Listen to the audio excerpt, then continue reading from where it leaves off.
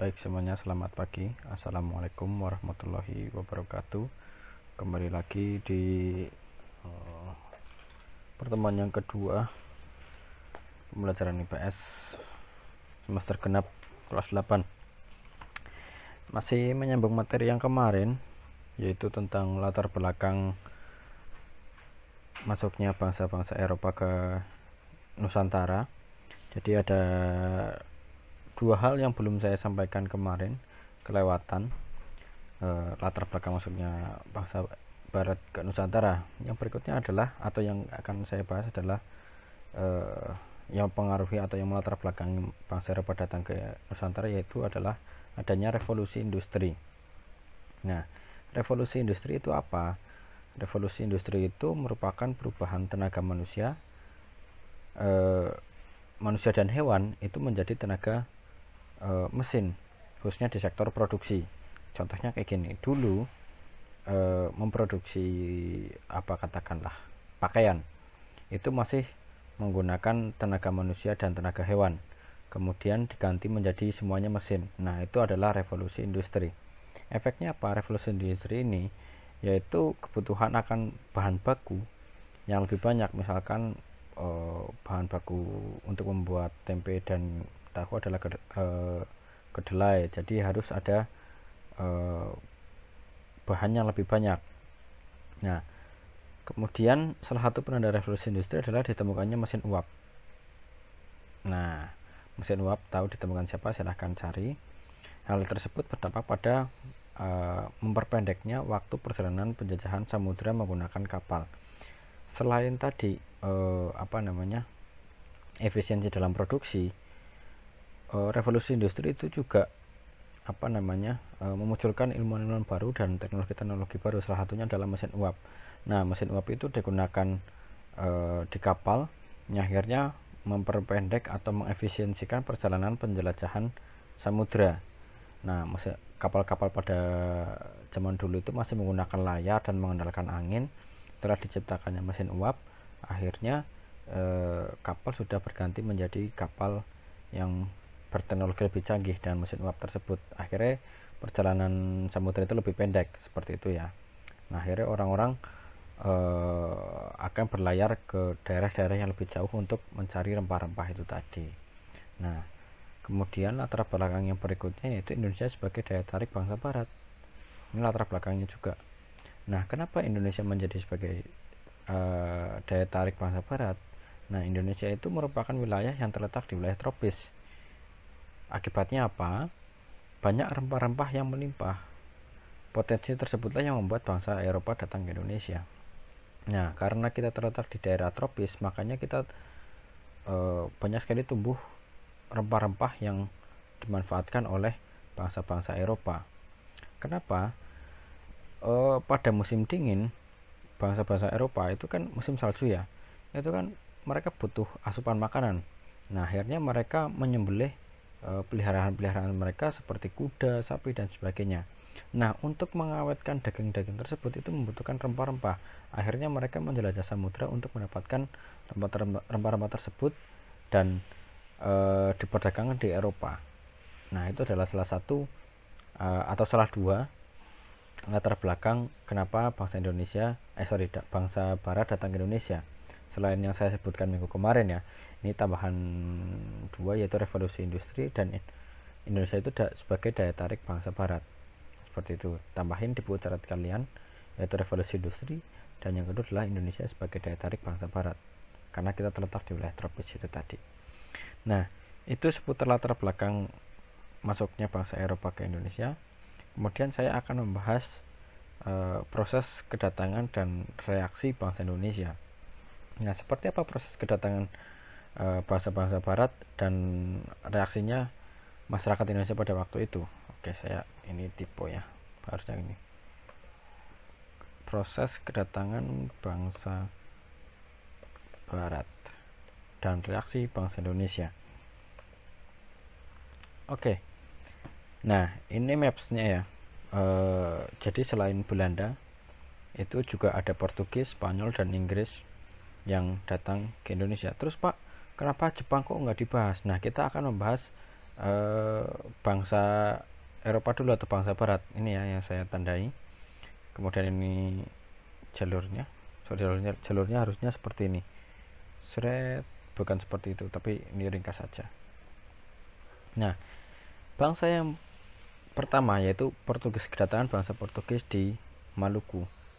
Pada tahun 1497, pelayar Vasco da Gama, ada yang tahu?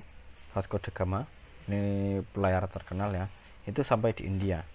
Nah, tetapi di India Vasco da Gama ini barang dagangnya kalah dengan Portugis. Kalah dengan barang-barang dari Asia. Nah, Vasco da Gama itu dari Portugis, dia itu berdagang kemudian sampai di Indonesia, tapi di India, tapi barang dagangnya itu kalah dengan barang-barang dari Asia. Nah, Portugis kemudian memutuskan untuk berperang di laut untuk tadi melawan bangsa-bangsa Asia. Maka pada tahun 1503, Panglima Angkatan Laut Portugis Alfonso de Albuquerque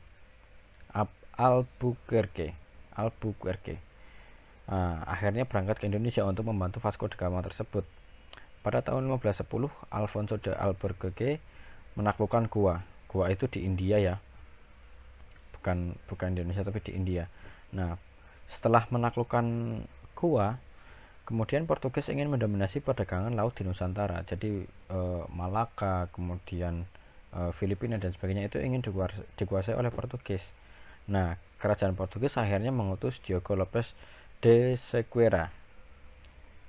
Ini kerajaan Portugis mengutus si Diogo Lopes de Sequeira itu untuk menemukan Malaka. Malaka itu di sebelah utaranya ini ya, Indonesia. Kalau kita lihat peta, kalau boleh dikatakan itu sekarang Malaysia, gitu ya. Nah, untuk menjalin persahabatan dengan pengusaha setempat, akhirnya Sequeira tersebut orang yang pertama tiba di Nusantara. Jadi Nusantara itu bukan hanya Indonesia ya pada waktu itu, tapi juga Malaka, kemudian kalau sekarang itu Brunei dan sebagainya. Nah, ia tiba di sana itu pada tahun 1509. Nah, kemudian Portugis belajar satu-satunya cara untuk memperkokoh kuasanya dengan kerajaan Malaka. Akhirnya mereka itu belajar untuk menaklukkan Malaka. Kemudian pada tahun 1511, Albuquerque berlayar dari Goa ke Malaka diiringi dengan 1.200 prajurit dan 18 kapal. Portugis pun berhasil mengalahkan Kesultanan Malaka yang sedang sibuk dengan konfliknya sendiri, yaitu perebutan kekuasaan. Tak lama setelah menetap di Malaka, Portugis di bawah pimpinan Francisco Serrao pun mencoba berlayar ke timur. Nah, pada akhirnya tahun 1512 Portugis sampai di Maluku. Ini yang pertama di Indonesia ya, tahun 1512. Itu dipimpin oleh Francisco Serrao. Itu adalah salah satu anak buah dari Albuquerque yang sampai di Malaka. Nah, berikutnya kedatangan bangsa Inggris di Nusantara. Dikutip dari Sejarah Indonesia Modern, buku Sejarah Indonesia Modern karangan Arglaf, nanti saya akan bagikan di Google Classroom bukunya dalam bentuk PDF. Nah, dikutip dari buku ini, perhatian bangsa Inggris kepada Indonesia sudah dimulai ketika penjajahan F-Drag ya. Nah, itu singgah di Ternate pada tahun 1579. Ini belum melakukan perdagangan ataupun kolonialisme ya, tapi hanya sekedar singgah di tahun 1579 itu di bawah pimpinan Drake. Nah, kemudian datang ekspedisi lain yang dikirim pada abad ke-16 melalui kongsi dagang East Indian Company. Nah, pemerintahan Inggris memberikan hak istimewa kepada Ike. Pada abad ke-18, para pedagang Inggris banyak melakukan perdagangan di Indonesia seperti Ambon, Banda, Kalimantan, Makassar, dan Jakarta. Nah, nanti setelah ini atau setelah materi ini saya juga akan membahas perseteruan antara Inggris dan Belanda di Nusantara atau di Indonesia pada waktu itu. Tapi ini proses kedatangannya dulu ya, proses kedatangan bangsa-bangsa Eropa ke Nusantara. Nanti kita akan membahas lebih jauh tentang perseteruan Inggris dengan Belanda seperti itu. Nah, bangsa yang berikutnya yang datang ke Indonesia atau Nusantara pada waktu itu adalah Spanyol. Nah, setelah kedatangan Portugis tadi 1512 dan sebelum kedatangan Belanda, Indonesia juga pernah didatangi bangsa Spanyol. Spanyol tak sempat menguasai kerajaan-kerajaan Nusantara. Nah, di Indonesia, Spanyol hanya sempat bersaing dengan Portugis di Maluku, hanya itu saja. Bahkan Spanyol sebenarnya telah berlayar lebih dulu dibanding Portugis. Namun pelayar Spanyol yang termasyhur, Christopher Columbus. Ada yang tahu Christopher Columbus? Siapa? Ya, penemu benua Amerika ya. Tidak berhasil menemukan kepulauan rempah-rempah. Nah, dalam tanda kutip itu adalah Indonesia. Christopher Columbus itu hanya sampai di Amerika. Maka Spanyol kembali menggelar ekspedisi di bawah pimpinan Fernando de Magalhães. Kalau kalian pernah nonton One Piece, Magalhães itu adalah salah satu penjaga Impel Down. Itu terinspirasi dari ini pelayar Fernando de Magalhães atau biasa disebut Ferdinand Magellan ya. Ferdinand Magellan. Nah, kapten kapalnya yaitu Sebastian Delcano. Jadi yang memimpin itu adalah Fernando de Magalhães, tapi kapten kapalnya adalah Sebastian Delcano. Nah, pada tahun 1521, tepatnya tanggal 7 April, Magellan dan awak kapalnya itu tiba di Pulau Cebu, itu di Filipina, Cebu. Nah, ia diterima dengan baik oleh Raja Cebu. Sebab saat itu Cebu sedang bermusuhan dengan Mactan. Nah, si Magellan ini terbunuh oleh Mactan di Filipina sehingga ekspedisi dilanjutkan oleh Delcano. Nah, pada waktu itu kerajaan Cebu itu berteman dengan si Magellan untuk mengusir atau membunuh si Mactan ini.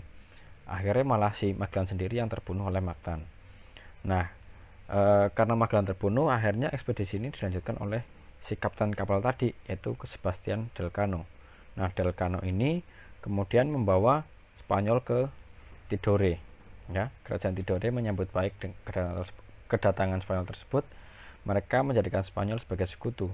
Saat itu Tidore tengah bermusuhan dengan Portugis yang bersekutu dengan Ternate. Nah, itulah awal mula Spanyol bersekutu dengan Portugis di Indonesia. Itu Spanyol itu dipimpin oleh Sebastian Delcano. Nah, bangsa berikutnya yaitu bangsa Belanda. Ini adalah bangsa yang paling lama menjajah atau berkoloni di Indonesia. Sebetulnya tujuan Belanda datang ke Indonesia sama dengan bangsa-bangsa Eropa lainnya, yaitu mencari kekayaan, kemudian monopoli perdagangan, dan mencari daerah jajahan. Kemudian Belanda datang pertama kali ke Indonesia pada tahun 1596 di bawah pimpinan Cornelis de Houtman. Nah, dan berhasil mendarat itu di Banten. Namun kedatangan Belanda diusir oleh masyarakat pesisir Banten karena mereka dianggap kasar dan sombong. Kemudian Belanda datang lagi ke Indonesia dipimpin oleh Jacob van Heck pada tahun 1598. Kemudian pada tanggal 20 Maret tahun 1602, Belanda mendirikan kongsi dagang bernama VOC, Vereniging Oost-Indisch Company. Nah, itu VOC panjangannya. Dengan tujuan yang pertama adalah menghilangkan persaingan yang merugikan para pedagang Belanda. Kedua, menyatukan tenaga untuk menghadapi persaingan dengan bangsa Portugis dan pedagang-pedagang lainnya di Indonesia. Ketiga, mencari keuntungan yang sebesar-besarnya untuk membiayai perang melawan Spanyol. Jadi dulu Belanda itu dikuasai oleh Prancis, oleh Napoleon. Nah, Napoleon itu berseteru dengan Spanyol. Akhirnya mereka membutuhkan asupan dana untuk membiayai perang mereka. Akhirnya mereka menjajah Indonesia untuk mendapatkan pasokan-pasokan untuk berperang mereka. Itu adalah salah satu tujuan Belanda datang ke Indonesia pada waktu itu.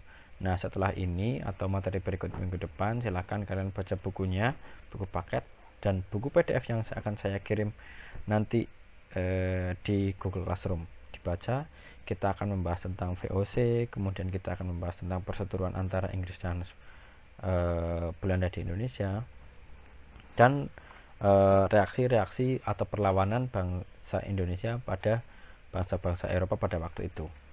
Oke, untuk pertemuan pada hari ini materinya cukup sekian. Kalau ada pertanyaan sampaikan di Google Classroom di komentarnya. Selamat pagi, wassalamualaikum warahmatullahi wabarakatuh.